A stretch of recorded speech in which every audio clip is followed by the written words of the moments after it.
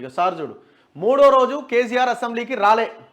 Budget సెషన్కు దూరంగా ప్రధాన ప్రతిపక్ష నేత బీఆర్ఎస్ అధ్యక్షుడు అసెంబ్లీలో ప్రధాన ప్రతిపక్ష నేత కేసీఆర్ మూడో రోజు కూడా సభకు రాలే. బడ్జెట్ సెషన్కు ఆయన దూరంగా ఉన్నారు. గురువారం అసెంబ్లీ కౌన్సిల్ జాయింట్ సెషన్ను ఉద్దేశించి గవర్నర్ తమిళిసై ప్రసంగించారు. శుక్రవారం అసెంబ్లీలో గవర్నర్ ప్రసంగానికి ధన్యవాదాలు తెలుపుతూ తీర్మానం ప్రవేశపెట్టి చర్చించారు.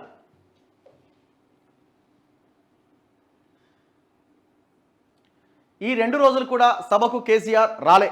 దీంతో అసెంబ్లీలో ప్రధాన ప్రతిపక్ష నేత చైర్ ఖాళీగా కనిపించింది. సభానాయకుడి హోదాలో సీఎం రేవంత్ రెడ్డి మాట్లాడుతున్నప్పుడు ఇదే విషయాన్ని పలుమార్లు ప్రస్తావించారు. సీనియర్ సభ్యుడైన కేసీఆర్ సభకొచ్చి ప్రభుత్వానికి సలహాలు సూచనలు ఇస్తే ఆయన గౌరవం పెరుగుతుందే తప్ప తగ్గదన్నారు. ఈ నేపథ్యంలో శనివారం బడ్జెట్ ప్రవేశపెట్టే సమయంలో సభలో కేసీఆర్ ఉంటారని బీఆర్ఎస్ వర్గాలు తెలిపినా ఆయన మాత్రం సభకు రాలే. ముఖం లేదు, ఇగో. ఇప్పుడు బేసిక్ డిఎన్ఏనే అట్లాంటిది అది. ఇప్పుడు మీరు చూడండి, ఈటెల రాజేందర్ హుజూరాబాద్ ఎలక్షన్లో గెలిచిన తర్వాత ఆయన ముఖం కూడా చూడడానికి ఇష్టపడకుండా సమావేశాలను మొత్తం బహిష్కరించిండు. అసలు ఆయన సభలో ఆయన లేచి కూడా నిలబడలే, కనీసం ప్రొటెస్ట్ కూడా చేయలేదు. మొత్తం బీజేపీ వాళ్ళందరినీ కలిపి అందరిని తీసి అవతలెత్తేసిండు సభ మొత్తానికి. ఇక తర్వాత మళ్ళీ అది ఆ జనాలు కొంచెం దాని నుంచి హుజూరాబాద్ నుంచి బయటకు వచ్చిన తర్వాత అప్పుడు నడిచింది.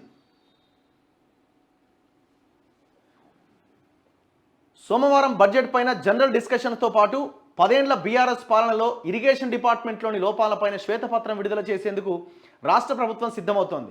ఈ క్రమంలోనే ఆదివారం సాయంత్రం సీఎల్పీ సమావేశం నిర్వహించబోతున్నారు. మంగళవారం బీఆర్ఎస్ పార్టీ చెలో నల్గొండకు పిలుపునివ్వగా అదే రోజు రాష్ట్ర ప్రభుత్వం మేడిగడ్డ బ్యారేజీ సందర్శనకు అన్ని పార్టీల ఎమ్మెల్యేలను తీసుకెళ్తోంది. ఈ కార్యక్రమానికి ప్రధాన ప్రతిపక్ష నేతను ఆహ్వానించే బాధ్యతను సీఎం రేవంత్ రెడ్డి ఉత్తమ్ కుమార్ రెడ్డికి అప్పగించారు. కానీ మేడిగడ్డ టూర్కు బీఆర్ఎస్ ఎమ్మెల్యేలు ఎవరూ హాజరు కారని కేటీఆర్ సంకేతాలు ఇచ్చారు. బీఆర్ఎస్ ఎమ్మెల్యేలు ఇతర లీడర్లు చెలో నల్గొండ సభకే రావాలని ఆయన పిలుపునిచ్చారు. మరి ఎందుకు రాలే కేసీఆర్ అసెంబ్లీకి?